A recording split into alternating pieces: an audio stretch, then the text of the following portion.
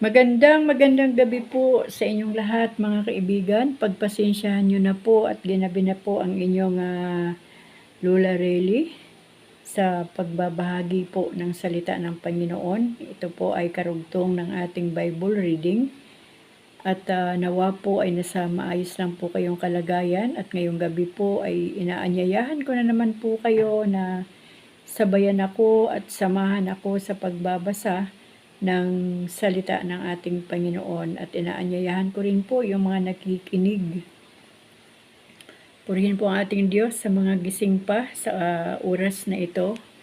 Kaya mga kaibigan, hindi ko na po patatagalin pa. Sisimulan ko na pong magbasa dito po sa Ezekiel chapter 16. Ang title po nito, Ang Kawalang Katapatan ng Jerusalem.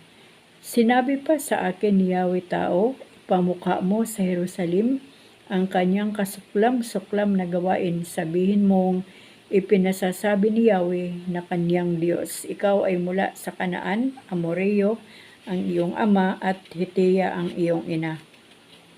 Nang ikaw ay isilang, hindi ka pinutulan ng pusod, ni pinaliguan, ni kinuskos ng asin, ni binalot ng lampin. Walang nag-ukol ng panahon upang gawin sa iyo ang isa man sa mga bagay na dapat gawin. Wala man lamang naawa sa iyo, basta ka na lamang inilapag sa lupa ng ikaw ay isilang. Nadaanan kitang kakawag-kawag sa sarili mong dugo. Sinabi ko sa iyo noon na mabubuhay ka at lalaking tulad ng mga halaman sa parang. Lumaki ka nga at naging dalaga. Maganda ang iyong dibdib, mahaba ang iyong buhok, ngunit ikaw ay hubad. Nang madaanan kita uli, nakita kong ikaw ay ganap ng dalaga at ibinalabal ko sa iyo ang aking kasuotan upang matakpan ang iyong kahubaran. Nangako ako sa iyo ng buong katapatan. Nakipagtipan ako sa iyo at ikaw ay naging akin. Pinaliguan kita, nilinis ko ang dugo mo sa katawan at pinahiran kita ng langis. Dinamtan kita ng may magagandang burda at sinuotan ng sandalyas na balat. Binalot kita ng pinong lino at damit na seda. Sinuotan kita ng pulseras sa magkabilang braso at binigyan ng kwintas. Binigyan din kita ng hikaw sa ilong at tainga. Pinutungan kita ng isang magandang korona. Nagayakan ka ng alahas na pilak at ginto. Ang kasuotan mo'y pinong lino, piling sida at telang nabubordahan ng maganda. Ang pagkain mo yari sa pinakamainam na harina. Pulot pukyutan at langis ang iyong inumin. Lumaki kang walang kasing ganda at nalagay sa tayuan ng isang reyna. Natanyag sa lahat ng bansa ang iyong kagandahan pagkat lalo itong pinatingkad ng mga palamuting iginayak ko sa iyo, ngunit naging palalo ka. Dahil sa iyong kagandahan, anupat nabuyo ka sa pagiging patutot at ang sarili mo'y ipinaangkin sa lahat ng makita mo. Hinubad mo ang bahagi ng iyong kasuotan, ginamit sa pagtatayo ng altar sa mga burol. At doon mo isinagawa ang iyong pagkapatutot. Wala pang nangyayaring tulad nito. At wala nang mangyayari pa sa hinaharap. Hinubad mo rin ang ilan sa magagandang alahas na ginto at pilak na ibinigay ko sa iyo. At ginawang larawan ng mga tao at iyong sinamba. Binalot mo ito ng balabal mong puno ng magandang burda at sinuog ng aking langis at kamanyang. Tinustusan kita sa pinakapitong harina. Ng pinakapinong harina, langis at pulot pukyutan, pati tinapay na ibinigay ko sa iyo ay inihandog mo sa kanila. Ang mga anak na ipinagkaloob ko sa iyo ay inihandog mo rin sa iyong Diyos-Diyosan. Hindi ka pa nasiyahan, pinatay mo pati aking mga anak at sinunog bilang handog sa iyong Diyos-Diyosan. Nang gawin mo ang mga kasamaang ito at ang iyong pagkapatutot ay hindi mo na naisip ang kalagayan mo noong bata ka hubad at kakawag-kawag sa sariling dugo. Ang pamumuhay ng Jerusalem bilang masamang babae. Sinabi pa ni Yahweh, kahabag-habag ang kasasapitan mo pagkat bukod sa mga kasamaang iyo nang nagawa, nagpatayo ka pa ng nakaarkong altar at nagpagawa ng mataas na tayuan sa bawat plaza. Nagpagawa ka ng mataas na tuntungan sa mga panulukan ng daan at doon mo pinaangkin ang iyong kagandahan sa bawat magdaan. Maraming beses mo itong ginawa, maraming ulit ka ring nagpaangkin sa Ehipto, ang makasanlibutan mong kapitbansa, kaya labis akong nagalit sa iyo. Dahil dito, parurusahan kita, babawasan ko ang iyong mana. Ipasasakop kita sa mga Filisteo, ang mga taong namumuhi sa iyo. Sila may muhi sa mahalay mong gawain dahil sa iyong walang kasiyahan. Napaangkin ka na rin sa taga-Assyria, hindi ka pa nasiyahan dito. Maraming bisis mo ring ipinaangkin ang iyong sarili sa bansang Kaldea, ang lupain ng mga mangangalakal, ngunit hindi ka pa rin nagkasya rito. Naging talamak na ang iyong kasamaan, nagawa mo ang mga bagay na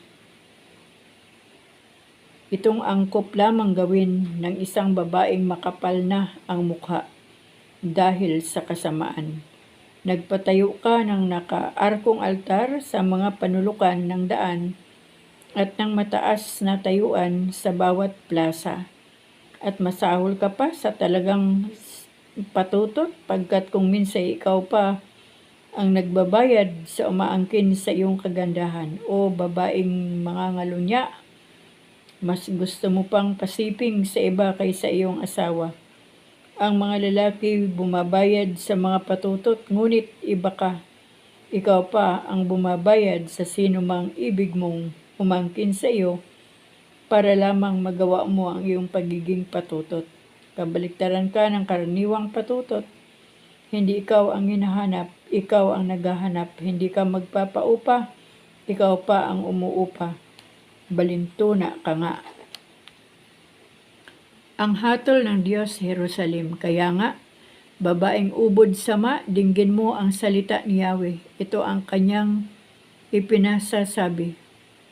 Winaldas mo ang iyong ari-arian, inilagay mo ang iyong sarili sa kahiyahiyang kalagayan dahil sa pagiging patutot. Sumamba ka sa mga Diyos-Diyosan, pinatay mo't inihandog sa mga ito ang iyong mga anak, kaya titipunin ko laban sa iyo ang lahat ng naging talisuyo mo, maging yaong minamahal, maging yaong kinapupuutan, sa harap nila'y huhubaran kita upang malagay ka sa ganap na kahihiyan. Hahatulan kitang tulad sa isang babaeng taksil sa asawa at berdugo sa sariling mga anak. At sa tindi ng galit ko sa iyo, parurusahan kita ng kamatayan. Ibibigay kita sa mga naging talisuyo mo. Gigibain nila ang mga altar mong nakaarko at ang mataas na tayuan. Huhubdan kanila ng iyong kasuutan at alahas, ano pat iiwan kanilang hubad na hubad. Ipadudumog kanila sa makapal na tao. Babatuhin kanila at ipatatagtad sa tabak. Susunugin nila ang iyong mga bahay at parurusahan sa harapan ng kababaihan. Mapuputol na ang iyong pagpapatutot at ang pag-upa para lang angkinin ka. Ganyan ko ipararanas sa iyo ang matinding galit ko. Bunga ng paninibugho, sa gayon, mapapawi ang aking galit at papayapa na ang aking kalooban. Hindi mo na naalala ang kalagayan mo. Noong ikaw ay bata pa, bagkos ay pinagalit mo ako ng lubusan dahil sa iyong kasuklam-suklam na gawain. Kaya naman pagbabayarin kita ng husto. Kung sino ang puno ay siyang bunga, dahil sa iyong kahalayang ito at sa kasuklam-suklam mong gawain, Ilalapat sa iyo ang kasabihang kung ano ang puno ay siyang bunga. Ang ina mo ay Hitiya at Rio ang iyong ama. Itinakwil ng ina mo ang asawa niya at mga anak. Ganoon din ang ginawa ng mga kapatid mong babae. Itinakwil ang asawa at mga anak. Ang Samaria na siyang nakatatanda mong kapatid, pati ng kanyang sakop ay nasa gawing hilaga mo. Sa gawing timog naman, ang Sodonia ay ang Sodoma na siya mong kapatid na bata, pati ng kanyang nasasakupan.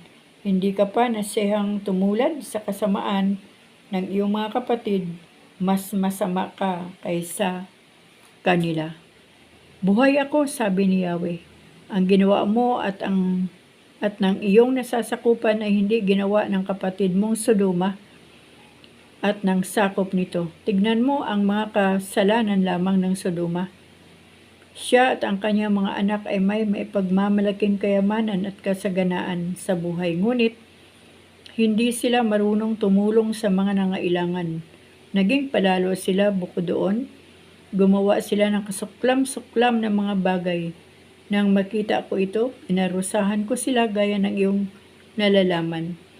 Ang kasalanan naman ng Samaria ay wala pa sa kalahati ng iyong kasalanan. Mas matuwid siya kaysa iyo pagkat mas maraming kasuklam-suklam na gawain ang iyong ginawa kaysa kanya.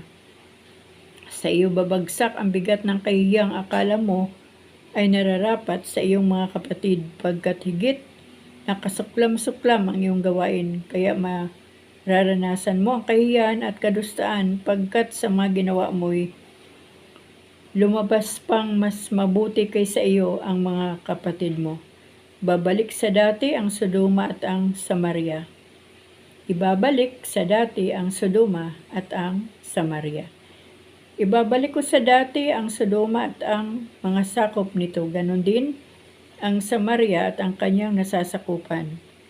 Saka pa lamang kita ibabalik sa dati mong kalagayan, dadanasin mo ang bigat ng parusa at ang kahihiyang bunga ng iyong ginawa. Ito'y nagiging pampalubag loob sa Sodoma at Samaria. Kung maibalik na sa dati ang Sodoma at Samaria, saka lamang kita ibabalik sa dati mong kalagayan. Hindi ba't ipinamamalita mo ang Sodoma noong panahon ng iyong kapalaluan? Noong hindi pa nalalantad ang iyong kasamaan, ngayon, ikaw naman ang naglagay sa gayong katayuan. Ulitin ko po. Ngayon, ikaw naman ang nalagay sa gayong katayuan. Ikaw ngayon ang usap-usapan ng mga nasasakupan ng Edom. Ikaw ngayon ang kinasusuklaman ng Filisteo. Ngayon ay dadaanin mo ang bigat ng parusang bunga ng iyong mahalay at kasuklam-suklam na pamumuhay. Ang walang hanggang tipan. Ipinasasabi ni Yahweh, ilalapat ko sa iyo ang parusang angkop sa pagsira mo sa tipan at pangako. Gayunman, hindi ko na rin kalilimutan ang ginawa kong tipan sa iyo nang ikaw ay bata pa. Ngayon ay gagawa ako ng tipan para sa atin. Hindi ito masisira kailanman. Kung magkagayon, maalala mo noong ikaw ay bata pa at mapapahiya ka sa sarili mo kapag nakasama mo na ang mga kapatid mong nakababata at nakatatanda sa iyo. Sila'y isasama ko sa iyo bagaman hindi talagang kabilang sa tipan ko sa iyo. Gagawin ko nga ang aking pakikipagtipan sa iyo. Sa gayoy makikilala mong ako si Yahweh sa sandaling ipatawad ko ang lahat mong kasalanan. Matitikom ang bibig mo dahil sa laki ng kahihiyan. Chapter 17. Ang talinghaga ng agila at ng baging. Sinabi sa akin ni Yahweh tao, bigyan mo ng palaisipan ang Israel. para malaman nila na akong si Yahweh ang nagsasalita sa kanila. Ito ang talinghaga, isang agila ang dumating sa Libano. Mahaba ang pakpak nito at malagong malago ang balahibong iba't ibang kulay. Dumapo ito sa isang punong sidro, pinutol nito ang pinakamataas na sanga. Diyon, tinangay at itinayo sa lupain, at itinanim sa matabang lupa sa tabi ng tubig. Tumubo ito at naging baging na gumagapang sa lupa. Ang mga sanga nito'y nakaturo sa puno at ang ugat ay tumubo ng pailalim. Naging baging nga ito, nagsanga at nagsupling, ngunit may dumating na isa pang malaking agila, malapad din ang pakpak at malago ang balahibo. Ang mga sanga at ugat ng baging ay humarap sa agilang ito sa pag-aakalang siya'y bibigyan nito ng mas maraming tubig. Ito'y nakatanim sa matabang lupain sa tabi ng tubig at maaring lumago hanggang maging punong balot ng karangalan. Sabihin mong, ipinatatanong ko sa kanila, patuloy kaya itong lalago? Hindi kaya maputol ang mga ugat nito o mabali ang mga sanga? At dahil dooy malanta ang mga usbong, hindi na kakailanganin ang malakas na tao o ang magtutulong-tulong. Ang marami para mabunot pati ugat nito. Ngunit mabuhay pa kaya ito? Kung ilipat ng taniman, kung magbago ng lugar, hindi kaya ito mamamatay na parang binayo ng malakas na hangin. Ang kahulugan ng talinghaga, sinabi sa akin ni Yahweh, itanong mo sa mapanghimagsik na bayan ng Israel, kung alam nila ang kahulugan ng palaisipang ito, sabihin mong, ang hari ng Babylonia ay lumusob sa Jerusalem. Binilang nito ang hari roon, pati ng mga pinuno at iniuwi sa Babylonia. Kinuha niya ang isa sa mga pinuno at gumawa sila ng kabutsunduan at pinanumpang magtatapat dito. Binihag niya ang pamunuan ng lupain para hindi ito makabangon laban sa kanya, bagkus ay ganap na tumupad sa mga tuntunin ng kasunduan. Ngunit ang pinunong pinili ng hari ng Babylonia ay naghimagsik at nagsugo sa hari ng Ehipto upang humingi ng mga kabayo at maraming kawal. Akala kaya nila'y magtatagumpay sila? Hindi. Makaiwas kaya siya sa parusa kung gawin niya iyon? Hindi. Tiyak na parurusahan ko siya. Buhay ako, sabi ni Yahweh. Isinusumpa kong mamamatay siya sa Babylonia sa lupain ng haring nagluklok sa kanya sa trono. Mamamatay siya pagkat hindi niya pinahalagahan ang kanyang salita. Sumira siya sa kanilang kasunduan. Kahit ang makapal na kawal ng Faraon ay walang magagawa sa bantayang tori at mga muog. Isa mang buhay ay walang mapuputi. Hindi siya makaiiwas, sumira siya sa kasunduan at pagkatapos ay hindi tumupad sa pangako. Ipinasasabi pa ni Yahweh, ako ang Diyos na buhay. Parurusahan ko siya sa pagbaliwala niya sa aking sumpa at sa pagsira sa aking tipan. Sinusukloban ko siya ng lambat at masusuot siya sa kaguluhan. Dadalhin ko siya sa Babylonia upang doon parusahan dahil sa pagtataksil niya sa akin. Ang mga pili niyang tauhan ay mamamatay sa tabak at ang matitiray ikakalat ko sa lahat ng dako. Kung magkagayoy, maaalaala mo na akong si Yahweh ang may sabi nito. Ito nga ang pinasasabi ni Yahweh, kukuha ako ng isang usbong ng sidro at aking iaayos. Ang kukunin ko yaong pinakamura ng pinakamataas na sanga.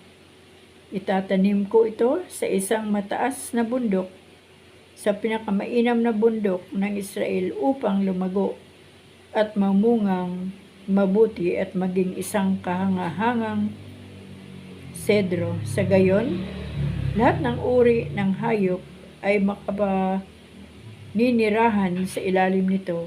Ang mga ibon na may makapamumugad sa mga sanga nito. Kung magkagayon, malalaman ng lahat ng punong kahoy na mapabababa ko ang mataas na kahoy at maitataas ko yaong mabababa. Na matutuyo ko ang sariwang kahoy at nanariwa ko yaong tuyong punong kahoy. Akong si Yahweh ang nagsasabi nito at ito'y gagawin ko. Chapter 18. Kamatayan sa nagkasala. Sinabi sa akin ni Yahweh, ano ba ang ibig ninyong sabihin sa kasabihan ninyong ang ama ang kumain ng maasim na ubas, ngunit ang anak ang nangingilo? Buhay ako, sabi pa ni Yahweh. Hindi ninyo magagamit ngayon ang kasabihang ito sa Israel. Akin ang buhay ng lahat ng tao, maging sa ama o sa anak, at ang kaluluwang magkasala ay mamamatay. Halimbawa na may isang taong masunurin sa kautusan, tapat at lumalakad sa katuwiran, hindi siya nakikisalo sa handog na inihain sa mga burol, hindi sumasamba sa mga Diyos-Diyosan ng Israel, hindi siya nangangalunya ni sumisiping sa babaeng pinapanahon, hindi siya nandadaya ng kapwa o nagnanakaw. Ibinabalik niya agad sa may-ari ang sangla ng nangungutang sa kanya. Marunong siyang tumulong sa nangangailangan. Hindi siya nagpapatubo sa pagpapahiram ng pera. Siya ay may katarungan. Sinusunod niya ang aking mga utos at mga tuntunin. Ang ganitong tao ay matuwid at mabubuhay siya. Sakaling magkaanak siya ng magnanakaw, mamamatay tao at hindi sumusunod sa alinman sa mga tuntuning ito, bagkus ay nakikisalo sa mga handaan sa mga burol, sumisiping sa asawa ng iba, umaapi sa mahihirap, magnanakaw, hindi marunong magbayad ng utang, sumasamba sa Diyos-Diyusan, gumagawa ng mga kasuklam-suklam na gawain at nagpapatubo, palagay ba ninyo'y mabubuhay ang mga anak na ito? Mabubuhay ang anak na ito? Hindi tiyak na mamamatay siya dahil sa mga kasuklam-suklam niyang gawain. Kung magkagayon, walang ibang dapat sisihin kundi siya. Halimbawa namang siya ay may anak, nasaksihan ng anak na ito ang kasamaan ng kanyang ama, ngunit hindi niya ito pinarisan, hindi siya nakikisalo sa mga handaan sa burol, hindi sumamba sa mga Diyos-Diyosan, hindi sumiping sa asawa ng iba, hindi rin siya gumawa ng masama kanino man, hindi nananamsam ng sangla at hindi nagnakaw, siya ay matulungin sa nangailangan, lumalayo sa kasamaan, hindi nagpatubo sa pautang, sumunod sa aking kautusan at lumalakad ayon sa aking mga tuntunin, mabubuhay ang anak na yaon. Hindi siya mamamatay dahil sa kasamaan ng kanyang ama. Ang kanyang ama ay mamamatay pagkat nagnakaw at gumawa ng masama sa kanyang kapwa. Aaring itanong mo kung bakit di dapat pagdusahan ng anak ang kasalanan ng ama, pagkat matuwid ang mga gawa ng anak, sumunod siyang mabuti sa aking mga tuntunin. Kaya dapat siyang mabuhay. Ang nagkasala ang dapat mamatay. Ang anak ay di dapat magdusa dahil sa kasalanan ng ama, at ang ama ay di dapat magdusa dahil sa kasamaan ng anak. Ang matuwid ay mabubuhay dahil sa kanyang pagiging matuwid, at ang masama ay mamamatay sa kanyang kasamaan. Matuwid ang tuntunin ng Diyos. Kung ang isang taong masama ay tumalikod sa kanyang kasamaan, sumunod sa aking mga tuntunin, at gumawa ng mabuti, siya'y mabubuhay. Kakalimutan na ang lahat ng nagawa niyang kasalanan at mabubuhay siya dahil sa kabutihang ginagawa niya sa bandang huli. Hindi ko ikinasisiya ang kamatayan ng masama, sabi pa ni Yahweh. Ang ibig ko nga siya'y magsisi at magbagong buhay, ngunit kung ang isang taong matuwid ay magpakasama at gumawa ng mga kasuklam-suklam na gawain, hindi siya mabubuhay. Mamamatay siya dahil sa kanyang pagtataksil. At sa kasalanang nagawa, mawawalan ng kabuluhan ang lahat ng kabutihang ginawa niya noong una. Marahil ay sasabihin ninyong hindi tama itong ginagawa ko. Makinig kayo mga Israelita. Matuwid ang aking tuntunin, ang pamantayan ninyo ang baluktot. Kapag ang isang taong matuwid ay nagpakasama, mamamatay siya dahil sa kasamaang ginawa niya. At ang masamang nagpakabuti at gumawa ng mga bagay na matuwid ay mabubuhay dahil sa pagtalikod na nagawa niyang kasamaan noong una. Mabubuhay siya, hindi mamamatay. Maaari ngang sabihin ninyong hindi tama ang ginagawa ko. Sasabihin ko namang ang ginagawa ninyo ang hindi tama. Kaya nga, bawat isa sa inyo ay hahatulan ko ayon sa kanyang ginawa. Magsisi nga kayo tumalikod sa inyong kasamaan bago bumagsak sa inyo ang parusa. Lumayo kayo sa inyong kasamaan at magbagong buhay pagkat di kayo dapat mamatay, mga Israelita.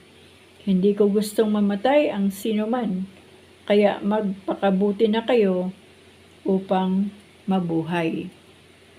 Chapter 19. Pamimighati para sa mga pinuno ng Israel. Ihayag mo ang iyong panambitan para sa mga pinuno ng Israel. Sabihin mo, ang iyong ina ay walang iniwan sa isang leon. Pinalaki niya ang kanyang mga anak, nakatira siyang kasama ng karamihan. Sa piling ng mababangis na leon, isa sa kanyang mga anak ay tinuruan niya, kaya ito ay natutong manila at manlapa ng tao. Nang mabalitaan ito ng mga bansa sa paligid, hinuli siya sa patibong, ikinulong at dinala sa Ehipto. Naghintay hanggang sa mawala ng pag-asa. Kaya inaruga ang isa pang anak niya na nang lumaki naging isang mabalasik na leon. Sumama siya sa ibang leong tulad niya at siya'y natutong manlapa ng tao. Iginuho niya ang mga tanggulan ng kalaban at kanyang winasak ang kanilang mga bayan. Ang buong lupain, lahat ng mamamayan ay nangingilabot sa kanyang atungal at nagkaisa laban sa kanya ang mga bansa sa palibot. May umang na patibong sa kabi-kabila, iniumang nila ang kanilang mga lambat at siya ay nahuli. Siya ay kinulong nila at dinala sa hari ng Babylonia. Pinabantayan siyang mabuti mula noon. Ang ungal niya ay di na narinig sa mga bundok ng Israel. Ang iyong ina ay tulad ng baging ng ubas, itinanim sa tabi ng batis. Pagkat sagana sa tubig, kaya ito ay lumago at namunga ng marami. Matitigas ang kanyang mga sanga, bagay na sitro ng hari. Ito'y tumaas, umabot sa mga ulap, namumukod nga sa taas, namamalas ng lahat. Ngunit, dahil sa matinding galit, ito ay ibinuwal. Bunga nito ay nalanta sa ihip ng hangin. Ang puno ay natuyo, sa huli ay sinigan, at ito nga'y ibinago ng tanim sa gubat. Sa lupaing tuyong-tuyo, kaunti may walang katas. Ang punong yaon ay nasunog, bungat sanga ay natupok, wala nang makuhang gagawing sitro. Ito ang sumpa at mananatili hanggang sa matupad. Excuse po.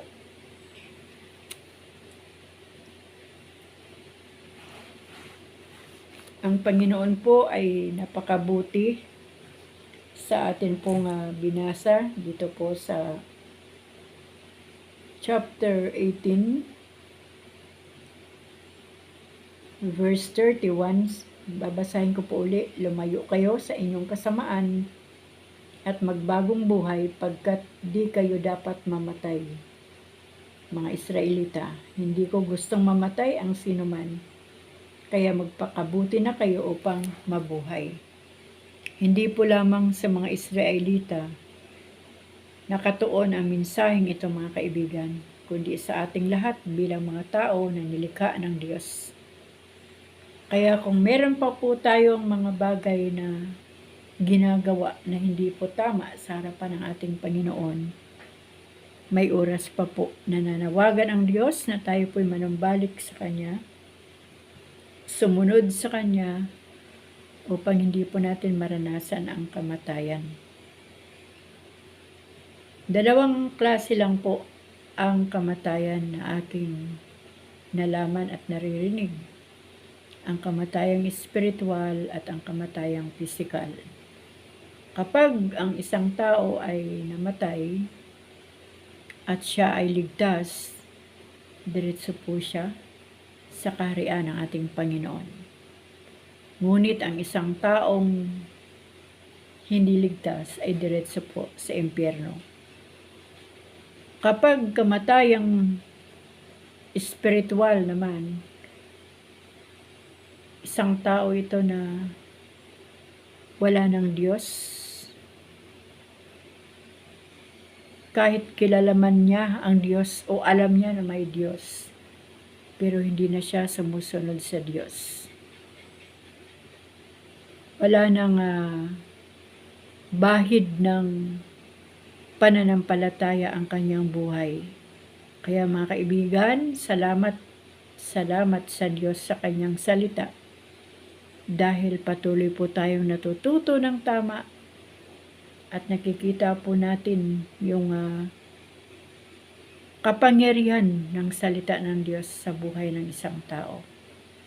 Kaya patuloy po tayong magbasa ng Biblia, ng salita ng Diyos sa loob ng Biblia. Patuloy po tayong mamuhay ng tama at magsumikap po tayo na maging mabuti sa harapan ng Panginoon. Patulong po tayo sa Diyos para makapagpatuloy po tayo sa kabutihan at hindi po tayo matutokso ng kasamaan. Mga kaibigan, maraming salamat po sa ating Panginoon sa inyong mga buhay. Salamat po sa inyong pakikinig. Salamat din po sa inyong pagbabasa kung kayo man po ay sumasabay sa aking pagbabasa.